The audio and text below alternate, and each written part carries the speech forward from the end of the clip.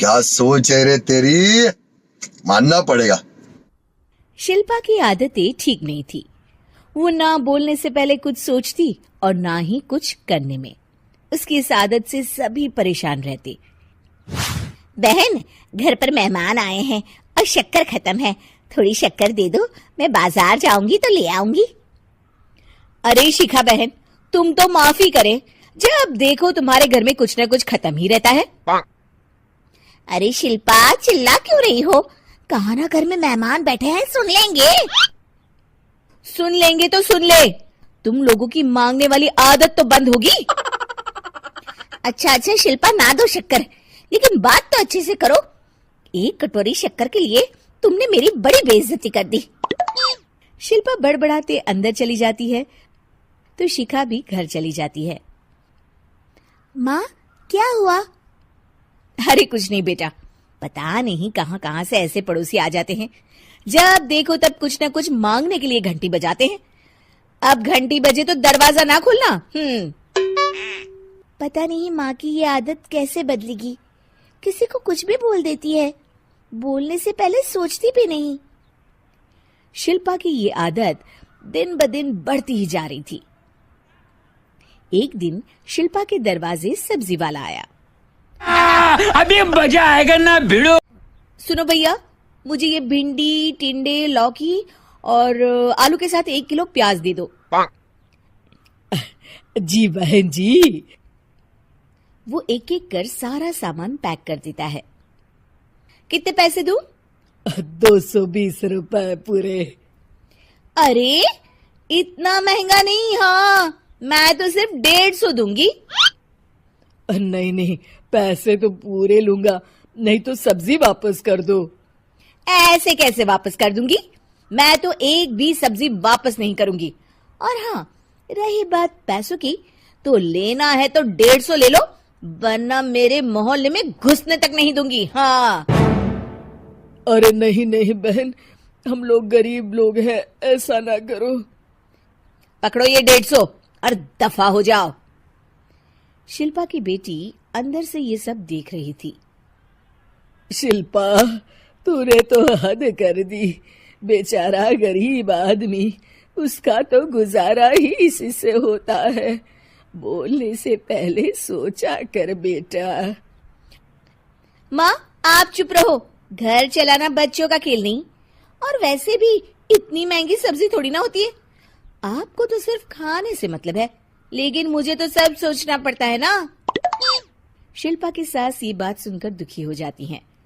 शिल्पा की बेटी शिल्पा की ये सारी बातें सुन रही होती है। शिल्पा की बेटी एक दिन माँ से कहती है, माँ, ओ माँ, जरा यहाँ तो आना। कितने शानदार विचार रखते हैं जी। ओहो, क्या हुआ? क्यों चिल्ला रही हो ऐसे बेटा? हुआ क्या? ये देखिए मेरी स्कूल की ड्रेस कितनी गंदी हो गई है, इसे कौन धोएगा? लेकिन ये तो साफ है बेटा, मैंने अपने हाथ से खुद साफ किया है।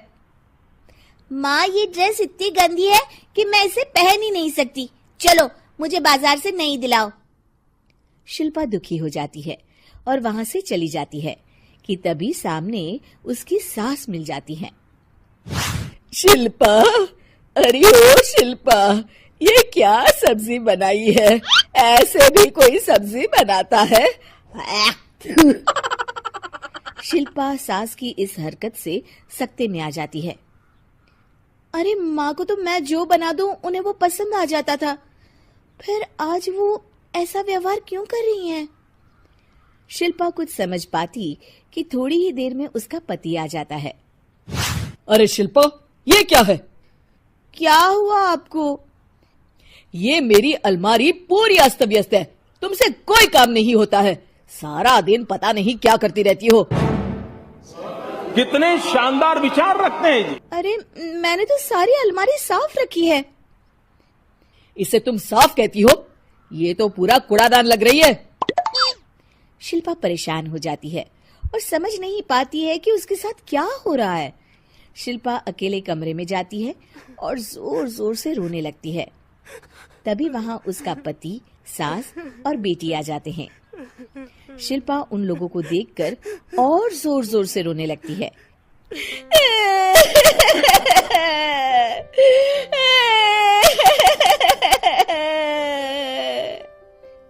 कि तभी उसकी सास उससे कहती है, क्या हुआ?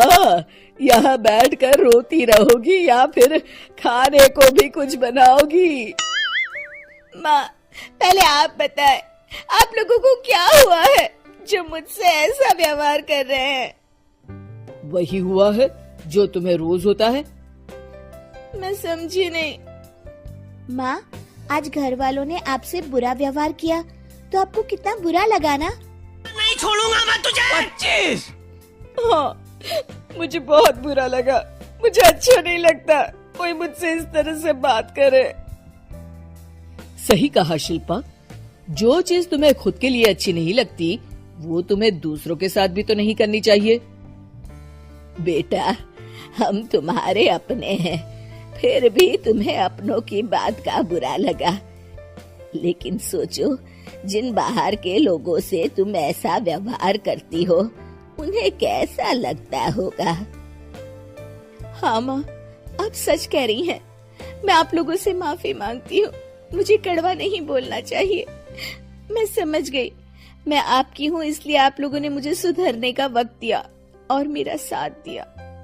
लेकिन जिन बाहर के लोगों से मैं बुरा व्यवहार करती आई, वो लोग मेरे कड़वे बोल से कितने दुखी होते होंगे। मैं वादा करती हूँ, आज से ऐसा व्यवहार किसी के साथ नहीं करूंगी। सीख, हमें दूसरों के साथ वैसा ही व्यवहार करना चाहिए जो हम खुद के लिए अपेक्षा करते हैं।